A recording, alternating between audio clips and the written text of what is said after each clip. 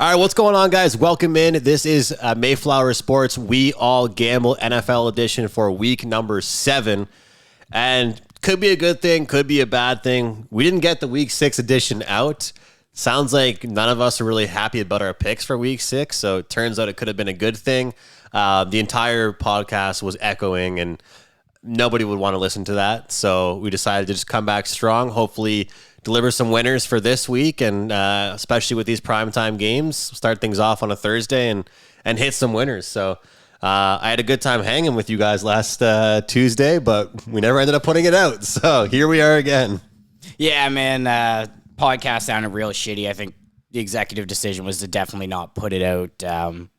Trying to maintain a certain standard, and that definitely wasn't it. My week was so bad, so I'm super thankful that nothing came out. I'm not even going to tell you guys my record because I wanted you to just, keep riding with me. But obviously happy to be back for week 7. How was your weeks? I bet on the Falcons again, so I tailed your Falcons fan. There we go. I bet on the Niners again. We all know how that went. And I would have got memed for my Sunday night pick, so I mean, I'm just glad it didn't go out. I'm in an interesting situation in the NFL right now because I either have a sick side and totals week and a bad props week, or vice versa. I haven't quite had both of them go well in one week. I'm hoping this is the week for it, but I went 5-0 on props, so that's a positive. Yeah, that's a positive. I won one bet all weekend, and it was the London game, so I started out super strong and got absolutely rinsed Sunday. So bad I couldn't even bet on the Monday nighter. Just had to chalk the week up to, you know what? You lost a paycheck this week. Probably shouldn't be betting on Monday. Okay, we got to do this real quick. Who ruined your Sunday? We got to do it. Who ruined your Sunday? Everybody ruined my Sunday. Desmond Ridder for me. Eagles absolutely murdered me. Bills first half put me in a coffin. Who else? I think the over in the Saints game killed me. I think that lost by a point. Everything I touched besides the London game killed me. So the whole week 6 slate was my loser. For me, it was just the Niners. I had the Niners on the early line of -4.5. Bet it like a week in advance. They were offering me more than I put down to cash the bet out before it even started. And the Niners just lose to the Brownies. Like, who loses to the Brownies with no quarterback? Like, who was their quarterback? I don't even remember. PJ Walker, the GOAT. Oh, my God. XFL MVP, the guy. Yeah, but obviously a tough week 6, but we're happy the episode didn't come out low-key. Sorry you guys had to miss it, but we might as well jump into week 7 here with the Thursday nighter. We have could be a good game or it could be a shit game. The Thursday nighters haven't been too great to us, so we'll wait to see what happens. But we have the Jags at Saints. Jags are finally kind of getting the ball rolling here. I think they were a team that a lot of people expected to maybe be a dark horse in the AFC. We know the AFC is pretty stacked compared to the NFC this year, but the Jags look like they're finally getting it rolling. So I guess I usually start with the Thursday nighter, but let's mix it up. Let's start with you, Andrew. Yeah, I don't really have a side pick on this game. I like the over here. I'm kind of being contrarian, and so far my contrarian picks have not gone well on the pod, and hopefully that can turn around here in week 7. But Saints games, 12 straight unders, and I think that we're finally seeing a market correction that is just something that I have to react to myself.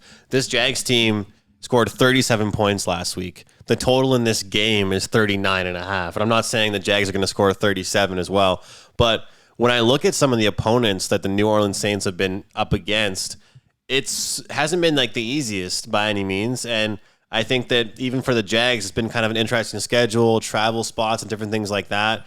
Primetime unders absolutely crushed it again last week. Unders last week went 13-2. But as much as during the start of the year we saw overs, then we saw a correction to the unders, I think we still might start seeing the correction come back towards the overs. So 39.5. I'm going against a Saints team that's gone under in like 14 of the last 15 games. But the Jags play a really fast style of football. They throw the ball deep, and I feel like the Saints will have to match up with that. The line is really close. The line is like 1 point, I think, isn't it, guys? Yeah, so it was 1 point. It was 1.5 points when I checked earlier. It might be back down to 1 So now. I'm locking in the over for the Thursday night game. I might change your pick. Trevor Lawrence, I don't think is actually going to play this game. I think he's going to be out because of his knee injury over the weekend. They just actually signed 5 hours ago.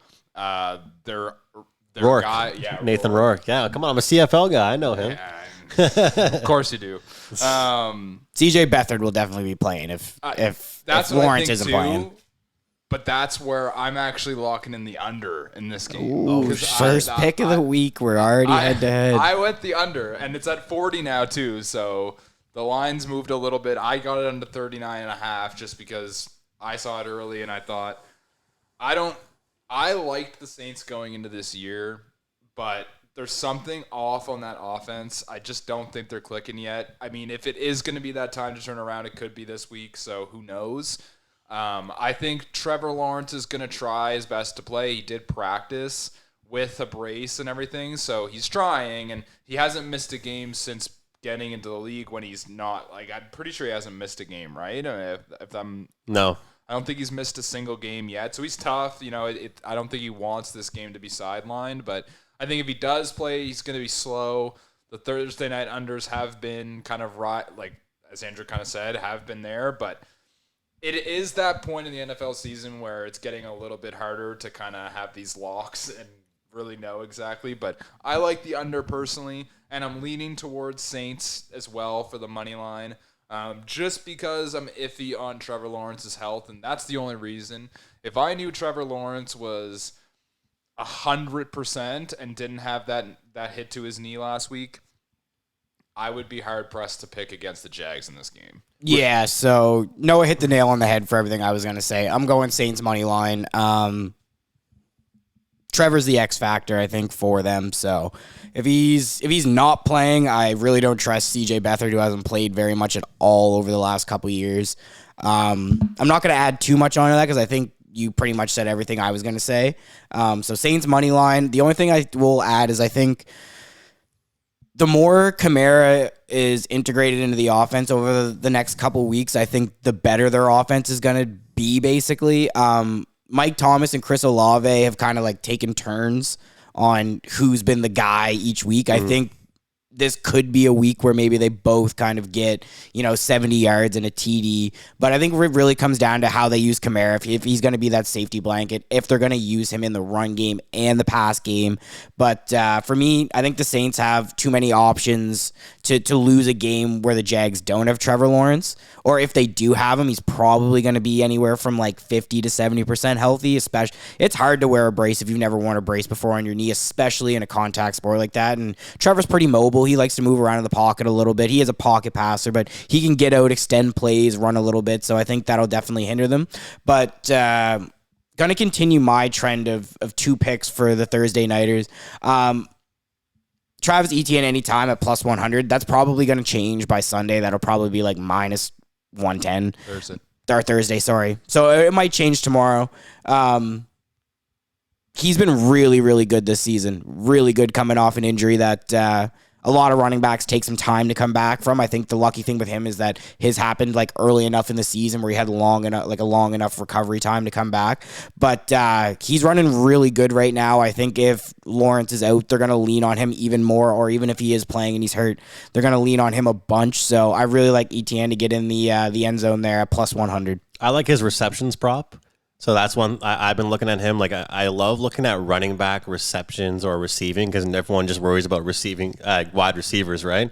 But like when you got a new quarterback in, people talk about like tight ends being safety blankets. I think sometimes like running backs can be that as well. Like acting as pass catchers, they're catching something that's like a 2 or 3 yard pass, right? Yeah, kind of like I think that the other comfort. thing to piggyback off of yours is if you're, I don't want to call anyone a casual, but if you're somebody that maybe doesn't understand the game that well, teams oftentimes use running backs in screen passes, like swing routes, as a form of their running game. If they can't get between the tackles and run the ball, they'll check the ball down a lot as their quote-unquote running game. So I think for Etienne and Kamara, both passing offenses aren't really working. You could look at both of their receiving options, yards or receptions. I think both teams kind of can utilize them well if their run game isn't going that well between the tackles. Yeah, it's great. It's great that you all said this because like that was the one player on the Jags where I'm like, he's gonna have a big game regardless. Because if Lawrence plays, you said it, 50 to 70% is probably what he's gonna be. He's not gonna be very mobile.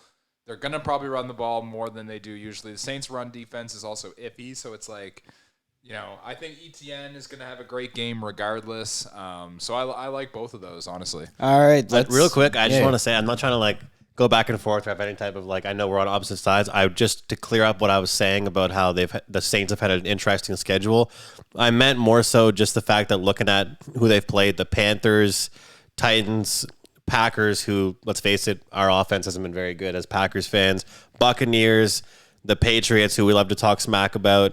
I mean, this is a team that I don't think has played many other teams that have great offenses yet. So I'm banking on this being their worst defensive effort.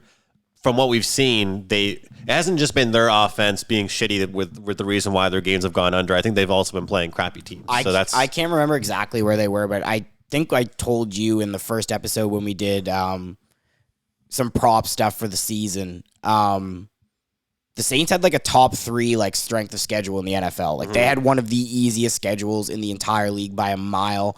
They played I think it was something they played 2 quarterbacks that were graded by Pro Football Focus inside the top 15. So they didn't play any top half of the league QBs at all this year. So to your point, I think it does kind of go with what you're saying, but at the same time, it's also does that worry they're you? also not playing anybody good this year at all. The way their schedule was kind of given to them, they have an easy schedule this year. But are people going to like the Saints this week because of what they've seen against the bad teams? Is kind of my thing. I just like the Saints because Lawrence isn't playing. Or if he's playing, he's not healthy. Because 100% I'm taking the Jags. The Jags have been rolling. If they're healthy. Yeah, if he's healthy, I'm taking the Jags all day. Right. That's why right now it's a toss-up because it's plus 100 money line for the Jags. But I think plus 100 is easy to lock in if they know Trevor Lawrence is healthy. And that's why Vegas is really confused. And that's why the line is only 1 point. Because they're if Lawrence is 100%, Jags would be favored by at least they'll move 3, it. For sure. There's no way they wouldn't be. But they're playing it cautious. And so that's why I personally like the under just because – Saints haven't really got it going because they played bad teams and got beat by the Packers. Bad offenses have beat them already. Haven't really been able to get it all going. But then it does scare me what Jake was saying because Kamara's now back in, right? You got all these weapons back in. It's really a toss-up on those two. I personally just like the under based on how the season's been going, but I wasn't trying to go back and forth or anything like that. But I guess we'll see. That's the beauty of betting. We'll have to see at some point. Yeah. So let's jump into everybody's first game for Sunday. I'll lead us off since I'm on the mic here. I'm gonna go with I haven't been too heavy on the totals this year, but Colts Browns. I'm gonna go under 40.5. I think that's a pretty great line for an under. If we're being honest, I like the half point because obviously 40 is a football number, but Gardner Minshew didn't look great last week. Jonathan Taylor really hasn't gotten rolling yet. Browns are going to be without Deshaun Watson for a while. I don't trust PJ Tucker as far as I can throw him, or PJ Walker as far as I can throw him. So for me, this is a game where Colts defense is pretty good. Browns defense is really good, really good. So I think it's just going to be a low scoring. We could see a 2013 game, 17-10 game, a game that nobody really wants to watch, but for under bettors, I think this is a really good game to target and lay some units on, to be honest. I'm just gonna follow that because that was my first pick. No way. I actually bet on it already at under 39 because I took it early in the week, parlayed it with the Bucks, which I'll get to in a second, but I love the under. Cleveland's defense right now is all time. We saw it against the Niners. They've allowed, I think, it's by far the least yards from scrimmage this year. It's some record number. I think it was 1,000 and no, less than that. It was I can't remember, but they're playing incredibly well. You got 2 backup quarterbacks playing. Gardner Minshew had his worst game as an NFL player last week. I don't think they really get it going because Indianapolis doesn't really have the most weapons. I know Jonathan Taylor's back, but he's kind of can't really tell where he's at. Cleveland doesn't even have Nick Chubb anymore, so it's all like coming down to how are these all backups playing, but you got good defenses going at it too. So I think it's going to be a really rough game to watch. I won't be because I'll just be having the score next to me, just hoping that it does suck. And yeah, I'm tailing that for sure. All right, we're on the same page. You love to hear it, Andrew. That's crazy. First game for both of you guys. He's just like same total too. Look, I'm starting things off with one that might surprise some people, and we didn't end up getting the podcast out last week, but I really liked the Bills last week, first half against the Giants. They were off a crappy effort the week before. But now I'm actually going to fade this Bills team. I'm taking the Patriots +9. The Patriots are worst team in the NFL. Yeah, they're not the best team, but they're better at covering point spreads than they are at winning games. And I feel like their point spread record will get better as the season goes on. It hasn't been great so far. But the thing is about the Bills, and I've been saying this for a long time now, is Josh Allen only sees one receiver, and that's Diggs. So when Noah last week or the week prior, pretty much every week, you keep on saying, every bet on Hill and every bet on Diggs. And every week, that's if you literally have only bet Diggs props and Tyreek Hill props every single week, you've been the best bettor in the entire, in the world in NFL so far. And sometimes keeping it simple is the way to go. One thing the Patriots do a good job at is making you beat them by a collective effort. They will shut down the top guy, or at least do their best to do so, and say, okay, beat me in another way besides this. And if you don't believe me, just look at what Tyreek Hill did against the Patriots. They just utilize other guys. He still had an okay game, but I think if they shut down Diggs and Mac Jones plays acceptable, they can keep it within 9 points. So I think this is going to be a group win or point spread cover here for the Patriots, and the defense will come up big. So 9 points is a lot for a divisional game, and the Bills are kind of like the Maple Leafs of the NHL. They pretty much show up against other great teams, and when they play bad teams, they don't show up. So after what we saw against the Giants, who am I to say that they're going to go ahead and blow somebody else out? They're just not a team that I can trust right now to blow anybody out of the water. Yeah, I'm just going to give my 2 cents, and then we can move on to our next picks, just keep things rolling. But I feel like it's an overreaction, but it's also kind of like justified at this time. Like, Josh Allen's a little overrated. Yeah. And I really like him as a player, but decision making, I came on this podcast 2 weeks ago and absolutely crapped all over Jordan Love's decision making. Josh Allen's is equally as bad at times. The guy forces the ball places. He, like you said, he only sees one receiver. And I don't know what he said in an interview. He was like, sometimes I get too into the game and I try and force it. And it's if you're able to recognize that yourself, you got to be able to work on that somehow. However you need to work on that, you need to find a way to work on that. And to me, it's troublesome that this was a conversation at the end of last year, and it's kind of starting to become the narrative this year. And I really like him. Last year, at the start of last year, I would have said if you told me you wanted Allen and I wanted Mahomes, I wouldn't have called you an idiot. I wouldn't have been oh, you're an idiot. I would be okay, they're two different QBs, but both I think are top 2 or 3 in the league. This year, there's a number of guys I'd rather have than Josh Allen, but I'm definitely with you. I think it's hard to bet on this Bills team right now, week to week. You never know what you're gonna get. But I guess it's definitely by no means my best bet of the week at all. But it's just something that made my card. We'll call it an in your feelings bet.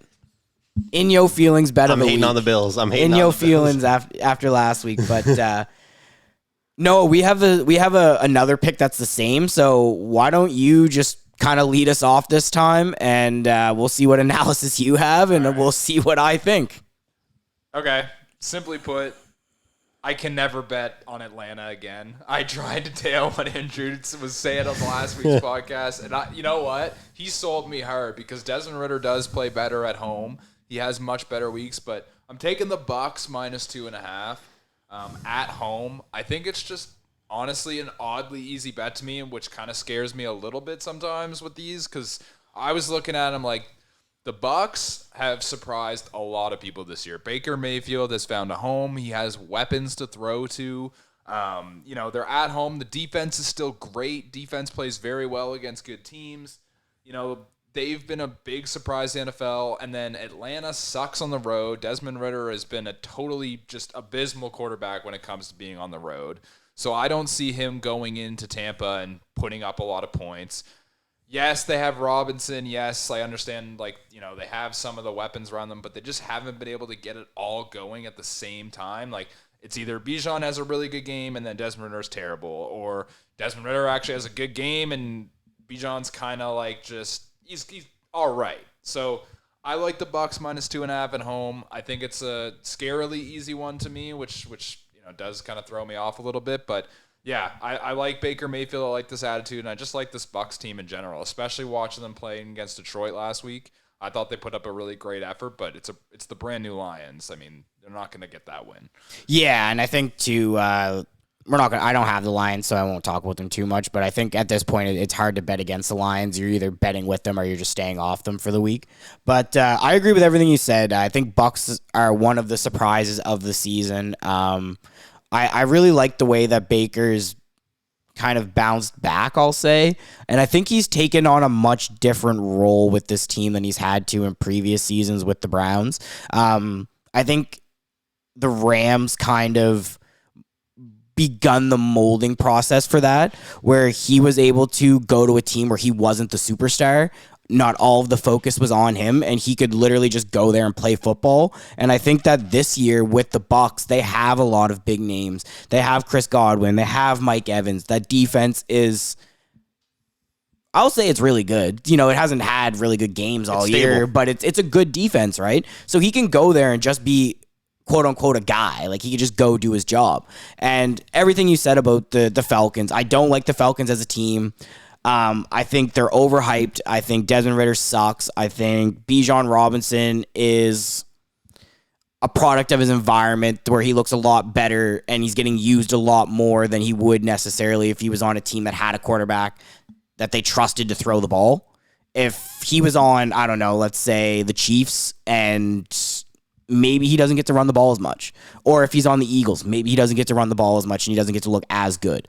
But I think the Falcons are actually a good team if they had an average quarterback. Oh yeah, I actually think they're a good team. If they had a I'll say between a 15 and 20 quarterback in the NFL and not a bottom 10, they'd be a really good team. Yeah. Drake London's starting to kind of put it together now with Ridder. Obviously, Pitts scored last weekend, which is huge for fantasy guys. They've been crying out for Pitts for years to get the production going, but I'm all over. Did you watch the game? They played so well, man. They played well, but again, I'm not I don't buy into teams that can only play at home. Yeah, but that eventually is going to catch up. In my opinion, though, though, football is the only sport where you can say if Jason Tatum goes 1 for 9 and for the Celtics and nobody else steps up, I'm not going to be like it's Tatum's fault they lost. But if Ridder throws 3 picks and can't be clutch at all, he's the reason they lost. You know what I mean? I watched that game and the Falcons played well. They have good players, I think. He literally is the reason they lost. They're still a couple years away. I think they need to figure out how if they had Mac Jones last Sunday, they win that game. No, fuck that guy. Mac Jones sucks. I don't know. I think personally they don't know how to scheme in Kyle Pitts, and that's a coaching issue. They don't know how to use Pitts yet. As much as you want to say Ridder can't throw the ball, which he can't, they don't know how to put Pitts in spots where Ridder can just get the ball to him quickly and let him go do his things for the yak yards. Drake London, same thing. He's a big body. He wants to body up our DBs. They don't put him in a lot of situations where he gets in a one-on-one opportunity against a smaller DB where he can go up and get the ball. So I think it's a combination of everything, but I honestly think this game's going to suck, so I don't want to spend too much time on it. I think it's just an easy win for the Bucks. Like you said, it was one of the first games that I kind of looked at and was like, all right, that's one I'm going to put on the short list for the week. But Bucks -2.5. I think really good team, and they're going to keep surprising people this year. So I think. Should I go? Yeah, we shared the same pick okay. again. We're We're basically 2 for 2 on Sunday together. In sync. So. I'm going to go with the Cardinals +8 against the Seahawks. Taking a look at the Cardinals' schedule recently, they had the Rams, Bengals, Niners, Cowboys. Like anybody that knows me, and this, like I think these have been like really the only real good ones I've had so far consistently on the pod, is just looking at a team that's just gone through the craziest schedule and then gets a little bit of a letdown spot. And I'm not saying the Seahawks are a letdown or a shitty team compared to the other ones, but let's be honest, there's levels to it, right? You got the Cowboys, Niners are up here, and the Seahawks are, depending on however you think of them, they're definitely not anywhere close to the Niners, right? And I think that this is a point spread range where I want my money on the Cardinals. I talked about it earlier in the year about with the Commanders. I don't want my money on them as a favorite. I don't want my money on them as a short dog. I want my money on a team like Commanders and the Cardinals when I'm getting between 6 and 10 points. So I think that this is a spot here where people are going to be down on them, thinking that they're just so trash because of the teams they've been playing against, and catching teams in really good situations for themselves. And playing a Seahawks team that, honestly, their third down conversion rate is super low, and their red zone conversion rate is not good either. They're settling for a lot of field goals, turning potentially 7 points into 3 often. And let's be honest, the Bengals defense isn't that great, and Seattle couldn't do much against them last week. So that was another bet that killed me, by the way. yeah, hurt me The too. over killed me. Hurt me too, and I would do it again. To watch that game go under was devastating. The live total at one point was 58.5 in that game. I don't think it passed 40 points. Actually, I know it didn't because I bet live over 40. So, but I really like this one, and this is one of my favorite ones of the week. Cardinals +8. Before we move on, and just super quick, I know we've been talking a lot on some shitty games, but this isn't so much about the game. It's more so a question to Andrew. 2 picks, back-to-back big spreads. Are you subconsciously fading the public because you know that those spreads are those teams are probably going to take in the fair share of money on the public? Because last week was the first week where the public got absolutely shit on by the sharps in Vegas. I'm not trying to, I swear, on this one. Like, I'm not going out of my way. This one especially, you know me. Like, this is pretty much, I love scheduling spots in any type of bet that I make. Like, I love looking at a team that's played a bunch of really hard teams in a row, and then now you're getting a big point spread against a team that's not. Like, if they're +8 against the Seahawks, what are they again tomorrow against, or Sunday against, let's say, your Eagles? Yeah. What do you think? It's double digits. It's probably like 13. Yeah, exactly. So, to me, I don't think the Seahawks deserve this point spread range. Yeah, okay. But I wanted to ask. I just wanted to ask because last week was the first week where Vegas absolutely roasted the public. Like, public got absolutely murdered last week, and the public was doing really well through 5 weeks. So I didn't know if that was something like in the industry maybe where you're like, you know what, I think Vegas might have their spot back where the public's not going to keep dominating them like this. Dogs might start barking. And that's kind of, dude, that's my kind of thing. And I tried to stay away from the games where I was like, ugh, I could pick either team here. But I think you are right. I think Vegas is going to start hammering the public a little bit on the dogs.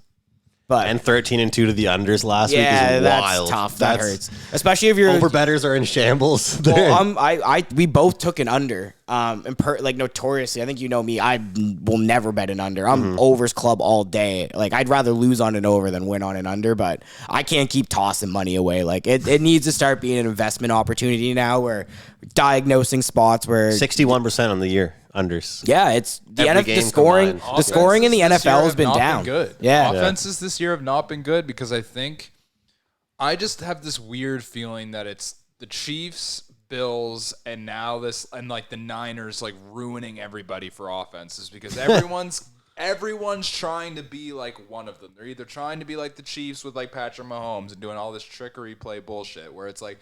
They get away with it because it's Patrick Mahomes and Travis Kelce, like the ultimate safety blanket of all safety blankets. Like then you have the Bills, which they've won the Super Bowl the last 4 years. We all know, like the Bills are the most hyped up team ever with Josh Allen, but all they do is go to Stephon Diggs. Like nobody sees that. Like the casual fans don't see those things, right? They just see these prolific offenses, and then the Niners have like a million weapons, but every team's trying to get all of this like they're trying to be way more complex or trying to dumb it down. They're either trying to get more complex or dumb it down like the Niners do sometimes. Yeah. Like a run game where they don't do it. It's like I'm watching Packers games. They just don't want to trust Love enough. And then when they finally do trust him, he makes dumb decisions because he's trying to force something. I watch Atlanta play.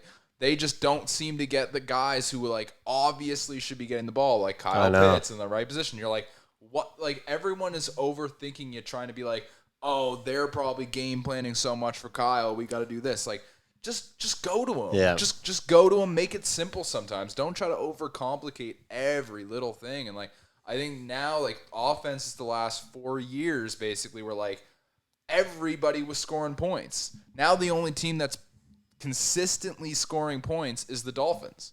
Yeah. Like, that's the only team in the NFL that's like consistently doing it because they literally weapons everywhere. It's almost like an overcorrection in the league where offense was so dominant and it took a couple years for defenses to catch up. And now that defenses have caught up, like they've surpassed offenses. Where like everybody, my thing about the NFL right now is, and we won't get into this too deep because we could probably ramble on about it forever, but the run game in the NFL is like completely gone. There's like 3 teams in the NFL that consistently run the ball. Other than that, like everybody thinks they have this like air raid offense where like they have the best QB in the league. They have the best wide receivers. They have the best, offensive coordinator who can scheme against Joe. Like doesn't matter who, like anybody. And they pay for it now. You're seeing so many turnovers this year. So many friggin' turnovers this year. It's unbelievable the mistakes quarterbacks are making this year. And I think they're literally trusting in their QBs too much to take them to the promised land, where for 50 to 70 years, the NFL was built on offensive line and a run game and having a good defense. Patrick Mahomes, Josh Yeah. Allen. Like Josh, like to your point earlier, like the media almost made Josh Allen into this god of a quarterback because every year people are like, oh, like Josh Allen, perfect kind of prototype. Everyone wants a Josh Allen. It's like, do we all want a Josh Allen? Like, Yeah. I want Patrick Mahomes. Yeah. Like, you know what I mean? Like, I want old Tom Brady on my team. I just want a guy that's not going to turn the ball over and cost me the game. And that's sometimes all teams need, but yeah, like that's why I'm saying like the Chiefs and like the Bills and like Dolphins, I guess this year, but I wouldn't count them into that conversation. But those teams have ruined like the idea and identity of some of these teams because they're trying to be like them, and thinking that's how they have to win when that's just not the case. The Chiefs have just been winning because they do have an all-time quarterback. Yeah, and just one more point I just want to add. The Lions are the perfect example of doing their own thing. They've been really good this year. Really good this year. Noah called it early on too. Like I'm a Lions fan, as weird as that is to say. Like I'm never somebody that has a second favorite team, and I'm not going to claim them to be my second favorite you team. like Dan Campbell, right? I love Dan Campbell. I think Dan Campbell last year people were talking about is like Dan Campbell in over his head. He's part of the reason they missed the playoffs. This and that. Dan's a dog. And Dan got those boys playing. Motivational speaker. If there's one thing in any sport, especially football, that you need to be able to motivate grown men. And there's nobody in the league right now that motivates grown men more than Dan Campbell, and he's doing it his way. And I think he's a guy that head coaches and front office people need to look at to be like, we need a guy like that who isn't going to fold the NFL norms or do things the way people say you should do them. Let coaches kind of get their own philosophy out, let them handle the locker room how they want to handle it, and the team's going to perform if you put the right pieces around. But Dan Campbell's a guy that I look at in the league where I think every head coach should be looking at him and being like, all right, I'm going to be me and I'm not going to be anybody else. And because you said all of that, and because it's basically going into my third pick, here we go. I'm taking the Lions +3 against the Ravens. I think that's a wild spread, to be honest. Even though they're on the road, I think that's a wild spread. I think so too. And the Lions, the past 2 years, have actually been the best team against the spread. I think they're 20-12 or something like that is what I saw. I can't remember the exact stat, but they are one of the best teams against the spread in the NFL. On top of that, they are actually one of the best offenses in the league this year. They belong in that conversation with the Dolphins as most consistent, can put up. They're going to go in and put up 20-plus points in the game every time.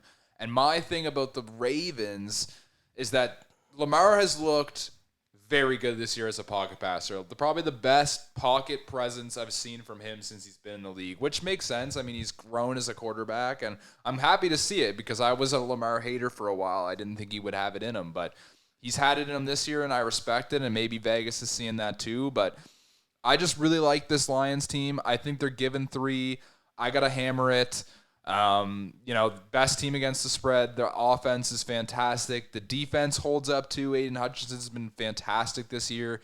I just think with all those weapons, I know David Montgomery's not going to be there, but they got to running Jameer's back. Yeah, so, and like running back by committee is just the NFL nowadays. Like losing your star running back to me isn't that as big of a line shift as it would have been even 4 or 5 years ago. You know what I mean? Like you look at Tennessee last week against Baltimore. Derrick Henry, I mean, we talked about it. I think one of you mentioned it 2 weeks ago about the cliff of running backs after a certain amount of carries. 30. Yeah, 30. It's once you reach.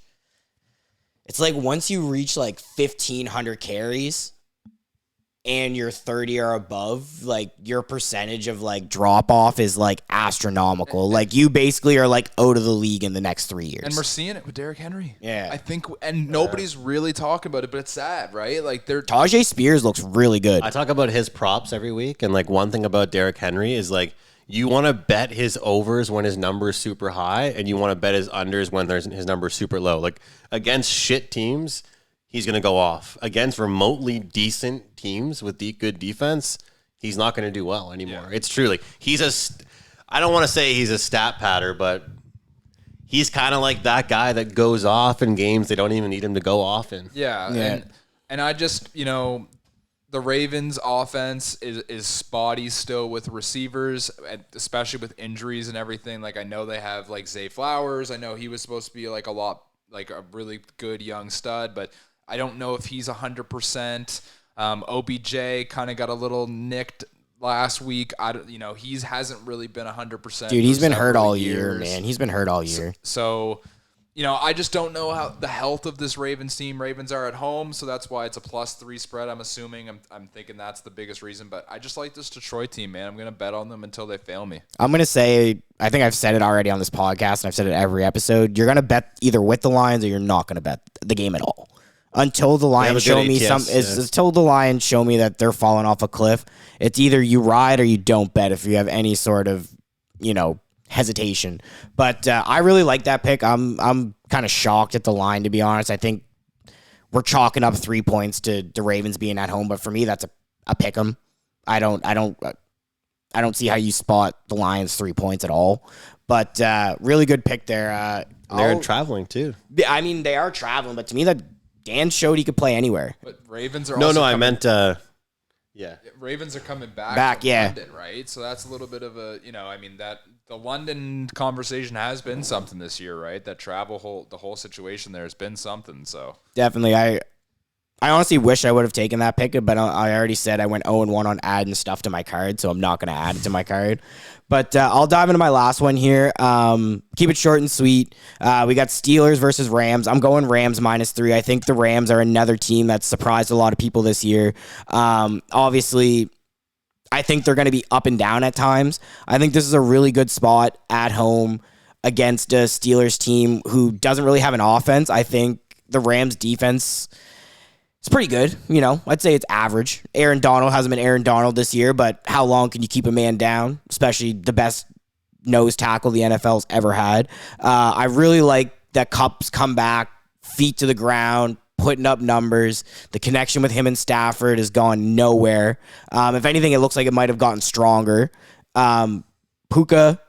I think last week was his first week where you were kind of like, you saw a little bit of a regression, but I think that offense is wildly underrated. Kerryon Williams, I think, is a really good running back for a guy that nobody was talking about coming into the year. This was supposed to be Cam Akers' bounce back year, and in 3 weeks he was traded because of how good Williams has looked. So I think that offense against a pretty good Pittsburgh defense can definitely win the game, and I think they can cover 3 points. I like the spot mostly because the Rams are at home, but I also like what the offense is showing me and knowing the lack of offense that the Steelers have week over week. And if they're going to win, their defense is going to have to at least score a touchdown.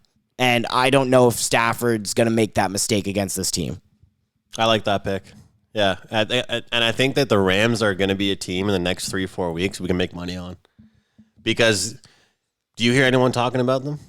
No. I don't hear anyone talking about them right now. So I heard talks about the Rams up until the Eagles game. Eagles beat them, but we didn't beat them convincingly. That was a tight game until the fourth quarter. And then conversation kind of withered away. But the Bucks and the Lions are, I think, the three surprise teams in the NFL this year. Like, regardless of what the record says between the three of them, I think all have shown glimpses of being a team that could be a dark. Well, I think the Lions are making the playoffs regardless. But the Bucks and why am I blanking? The Rams, yeah, we were just about the Bucks and the Rams. Both of those teams, I think, could fight for a wild card spot, and I think they could get in and maybe cause some damage if they're just able to squeak in. So I really like both of those teams this year. I've taken them both this week, my two surprise teams of the year. So we're going to keep riding with them until, kind of the wheels fall off the wagon. I think Are we good, or is it me? I think we're up for your last one if you have one. If not, we can go into the Sunday Nighter. I'm going to take the first half. Well, I'll go full game under Packers and Broncos. Shit bowl. Yeah. Look, the number in general is just sketchy. The point spread is just very weird. The thing is, if you look at the offensive numbers for Russell Wilson, he's actually been cooking. Like, he's actually been doing not that bad, and his defense has kind of been letting him down. But again, for his team like the Broncos, if you're down in games by like 20 every game, it's not hard for your offense, your quarterback, to have a lot of yards because, well, you need him to throw. You can't have a regular. The game plan that you guys are talking about with offensive coordinators goes out the window after 7 minutes when you're down 14-0 every single week. But when you've got a guy like Aaron Jones back and healthy, when you've got the king of the 2-yard carry with A.J. Dillon, and I think a Jordan Love fresh off a bye week that's going to have a much simpler offense. I mean, what did Jake rip on him for a few minutes 2 weeks ago? Decision making. I feel like that's also on the coaching staff to make his decisions easier for him. And if you look at the running game for the Broncos, I think I saw over their last few games, they've had about 5 or 6 different people rushing the ball, obviously including Russell Wilson. So I'm going to take the under. I think the Packers started the league, the season off as an over team. I feel like this is kind of the pocket. If there's ever a team that needed a bye week last week, it was the Packers, no doubt about it. I think they come out of this bye week as an under team and decent defense, get healthier, and run the ball a lot more. So that's my play. All right, I have no comment on that game. I don't know if you want to add anything or not. That's a shit bowl to me. So no offense, I could care less. I'll obviously be watching it. I like the Packers in it just because I like the Packers. No other reason. I mean, I just think both of these teams suck right now. I just think we suck a little bit less.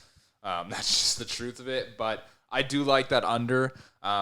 It does make me happy that Aaron Jones is back because that is one running back that does completely change the team because he's basically a receiver as well. Like, we talk about a guy he's going to, you know what? The only thing I would take in that game, I don't know what the prop is. I'm assuming it's probably like 3.5 receptions, but I would like that over on receptions for Aaron Jones. I think that's one of those picks that's like, as a player prop, you hammer that just because when he doesn't have Aaron Jones on the field, he makes bad decisions, but he's there for a drop-off. He's there for checkdowns. He likes those little angle routes. You'll see those a lot this weekend, I think. But I like the under. But I couldn't bet on the game because the whole line sketches me out with the -1, and I don't know. It is a shit. I think that Jordan Love watched the podcast 2 weeks ago, listened to Jake rip on him, and is going to be a lot simpler this week. That's what it is. Don't try and be an all-pro when you haven't even proven you're able to win a couple games Ball, yet. You know what security. I mean? Just chill out. Yeah. Make a few Clock passes. management, game script. Under That's City. what he needs to do, and that's basically just correlates to the under. But let's jump into arguably the game of the year so far, the Sunday Nighter. We got Dolphins at Eagles. Finally a good Sunday night. I could rant for about 20 minutes about the Eagles, so I'm going to do everybody a favor and just not do that this week. I've reiterated the same things over the last 4 weeks about this offense. The only new wrinkle in my complaints is apparently Devonta Smith forgot how to catch the ball. So it is what it is. I'm not going to harp on this too much. A guy said it to me, very great at work. I was like, we could easily be 3-3 right now. And he's like, yeah, you could also be 6-0. We lost last week by less than a score, so it is what it is. But to go into my pick, and I think this is the first time anyone's done this on the show, and I kind of feel like a dirtbag doing it. I'm giving out a player prop for a line that's not even out yet, and I just kind of made up my own. Fine. I kind of made up my own line. Unless it's like 40 yards off what the number ends up being, then No, I made sure not to take any yards. So I'm gonna go AJ Brown anytime touchdown score. I could see that being as low as plus 100, and I could see that probably being as high as, absolute highest would be like plus 150, and I don't even think it would be that high. AJ Brown's I think he's the first Eagles receiver in history to have either 4 or 5 consecutive games over 100 yards. So clearly Jalen Hurts' his favorite target. Devonta Smith's killing us right now. They tried to get Goddard involved in the offense 2 weeks ago. Last week, absolutely nothing again. I have no read on this game. The Dolphins' offense is the Dolphins' offense right now. It's the best in the league. Our secondary is absolutely demolished right now with injuries. If James Bradbury has to cover Tyreek Hill, we're fucked. So I'm not betting against my team, and I definitely don't feel comfortable betting on them. So I'm going with AJ Brown on a player prop anytime touchdown scored. Line TBD, but I'm saying it's going to come in probably around like plus 125. Honestly, I ironically wore this sweater. I actually kind of forgot that the Sunday night game was the Dolphins and Eagles. So people are probably thank you, but people are probably expecting me to pick the Dolphins. I'm not. I can't pick the game because it's going to be so good. Like, I'm very excited for this game. I could see it going either way. So I'm going to kind of tail what Jake's doing in a sense, but I'm going to do it for the opposite team. And basically what I've been saying all year is just betting Tyreek Hill on catches and yards. I don't know what those are going to be, so I'm just going to actually hammer it regardless, even if it's like 110, because to what Jake said, like, their secondary is banged right up. Both of these teams are going to have to score, I think, because the Dolphins will be scoring, but the Eagles are not going to, they're going to keep it close. So I just like Tyreek Hill on his over props. Like, whatever they end up being, I like it. It's kind of that train, like you kind of just keep betting on it until it doesn't go anymore. I would bet like Raheem Mostert because I actually did all of those last week and they hit. But I like that Eagles run defense a lot. So these guys are going to have to pass the ball, which the Dolphins are not afraid of doing. So just give me Tyreek Hill on his over props, catching and receiving. And if those end up being 9.5 and 110, then lock me in for those, I guess. But those are what I'm going for just because that Eagles secondary scares me right now. Can I ask you both a question before you give your pick? Is it bad that my favorite player on the Eagles this year is a defensive lineman that's a rookie? No. That means you're a fan. That means you know the team. That guy is an absolute stud. But with all the studs that we have on offense, for my favorite player right now to watch is a defensive lineman. No, he's going to be there for years, and he is a dog. Yeah. Like, that guy is good. He was out last week, and I think we really missed him. But Jalen Carter's supposed to be back this week. I think he adds a real presence to that defensive line. But I just wanted to ask you guys because that's where I'm at now. Like, I don't really like anybody on our offense right now besides AJ Brown. DeAndre Swift went, phew. They're not even using him anymore. So he was averaging, I think, close to 14, 15 carries per game, and then they're just not using him anymore. So it's just hard for me to watch the offense. But I just wanted to get your guys' opinion. But the good news is that I can cash over 82.5 receiving yards for Brown. That's my only pick really so far in this game. Ironically enough, I do kind of lean the Dolphins. Look, Jake, I know you don't care who I pick or whatever, but it's kind of nice to the type of game that the Eagles had last week because I think they might have kind of a wake-up call, and it was not really – they're a game that there was a lot of quotes that were disappointed, right? But if you look at their season, Patriots, Buccaneers, Commanders, Rams are subpar. This is their biggest game. You said it yourself. The biggest game of the year. It's their biggest test by a mile, and they're favorites. Like, I don't know. I think that's just chalked up to being at home. Yeah, but it's a home line. Man, I don't know. Like, I talk to people, like some wise guys or whatever you want to call them, and they literally say they don't give a shit about home field advantage anymore. Like, these kids coming out of college, they're playing in stadiums with more people yelling and screaming than they are in the NFL now. The travel, you're on these private jets living luxuriously. You're almost at an advantage being on the road a lot of the times. It's a home field line, and it's warm weather to cold weather. And Philly's going to be not the nicest evening there. I care less what it is like around game time on the field. It's going to be a lot colder. Yeah. The Eagles haven't seen a team that can stretch the field like the Dolphins. Dude, the Eagles have been... If Tyreek's not playing well, Waddle's playing well. And dude, we're going to get killed, and it sucks to say that. Like, I didn't want to come on here and say that because they're my dogs. I love the Eagles, ride or die no matter what. We're going to get fucking killed on Sunday. I know an Eagles fan that made a -9.5 alt line. Yeah, for the Dolphins. Yeah, dude, 100%. We're going to get smoked. We've had tough games against the Patriots, who's arguably bottom 3 team in the NFL. Mm-hmm. We lost last week to the Jets and Zach Wilson. Zach Wilson's been an absolute bum.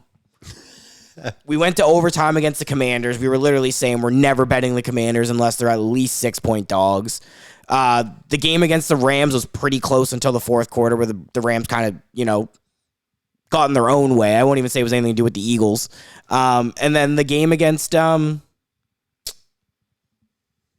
was it? Our other game. I think we played... No, we didn't play the Giants. Rams? Or did you no, we were Rams. Anyways, I'm forgetting another game. Commanders? No, it wasn't the Commanders. We had one... Was it the Vikings that we played?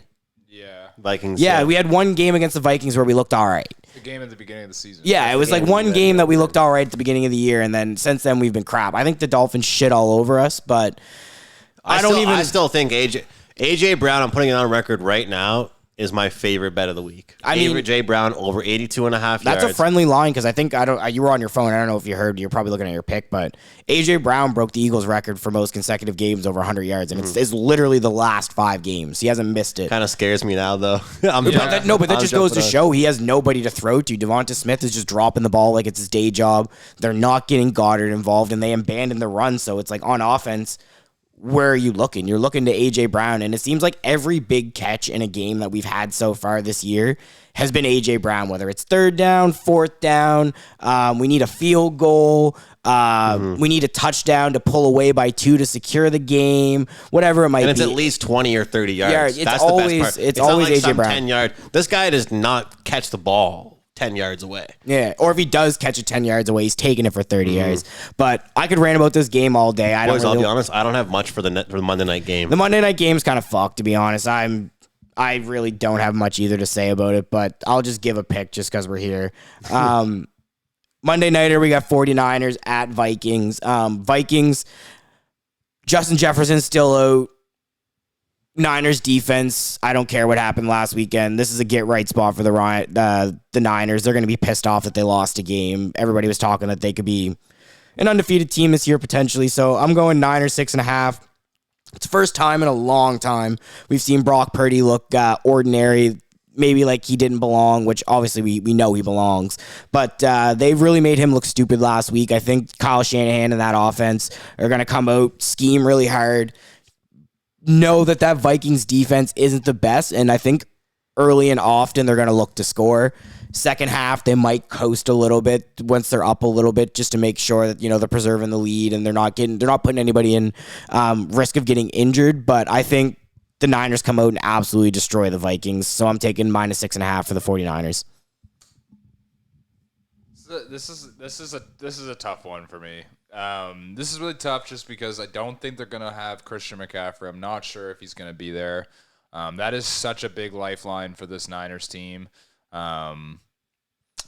What's his name? Joe Mason looked all right. Yeah, I mean, for sure. And realistically, the Niners should beat this team. Like, the Vikings have not been good this year. I mean, they were a fraudulent team last year. They got the most, 3-point wins or just they were getting every They had the lucky most break. wins last year within a score. Yeah. And they were undefeated. And they were just, they were getting a lot of lucky breaks. If I were to bet today, it would be the Niners. I have to think about it more myself, but I would tail the Niners. I have it at -7 on 365 right now. -7 for +100 too. So Buy that half a point. Yeah, that's not bad at all. Yeah, I guess I would go with the Niners just because I really do like this Niners team. I have for a while. I think if Kyle Shanahan gets some time, even if he knows Christian McCaffrey's not going to be there, they'll scheme it really well. Look at that alternative. If Debo is healthy and does play, and Christian McCaffrey is out, look at Debo's line for rushing and receiving. I would look at that heavily because I would see Debo getting back involved with a little bit more with that running game. So that could be a play there. But yeah, I'll take the Niners -7. I just want to say, like, everybody knows this already, but I'm pissed off about how many people every week say, like, the NFL's rigged, the script is in. Like, we all say it as a joke. Like, we all say it for fun and stuff like that. But, like, anytime a team that's really good that loses to a subpar team, everyone's like, shit's rigged. And you guys wonder why every week I try and find a spot to bet against, ATS-wise mostly, not straight up, against the team off a big win. Who did the Niners play the week before they lost to the Browns? The Cowboys. Cowgirls. Sunday Night Football, they absolutely embarrassed the absolute shit out of them. And then the next week, the Browns. Like, why do you guys think every week I try and find a spot? It hasn't worked for me every single week. No, I'm not saying it has. I'm hoping it does in the Cardinals this week and a couple different spots like that. But that shit bothers me so much. Having said that, team total over in the first half is usually around 13.5 for the Niners. We know that Noah has explained multiple times how bad the defense is for the Vikings. That's the only way I'd go. But like I said, I don't love this game very much.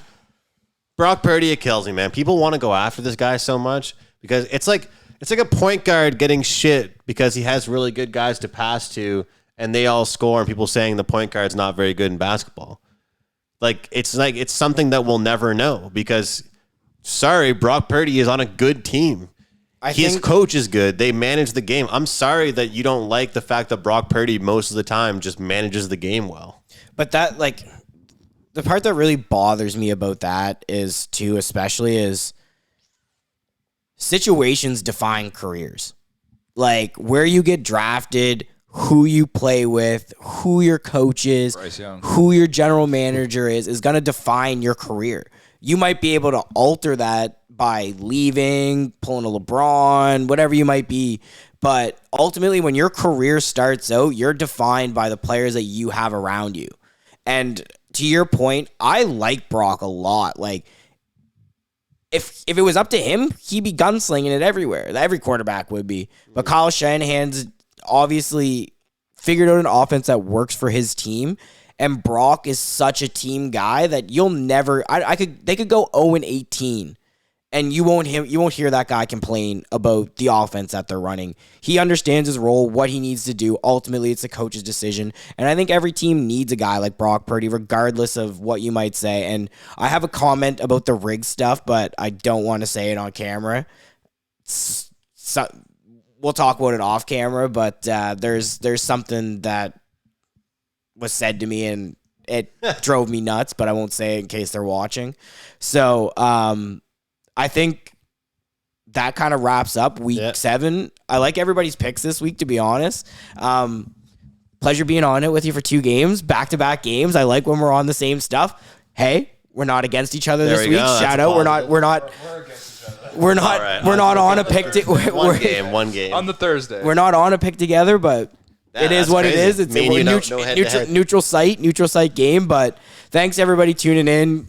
Keep running it up for us. We're really having fun doing this. Make sure you check out our socials at Instagram, Mayflower Sports, Twitter, Sports Mayflower, TikTok, Mayflower Sports. We're even on Facebook too, Mayflower Sports. More content coming your way. This is week 7 of We All Gamble presented by Mayflower Sports. I'm Jacob. This is Andrew. This is Noah. Thank you for joining, and let's cash some winners.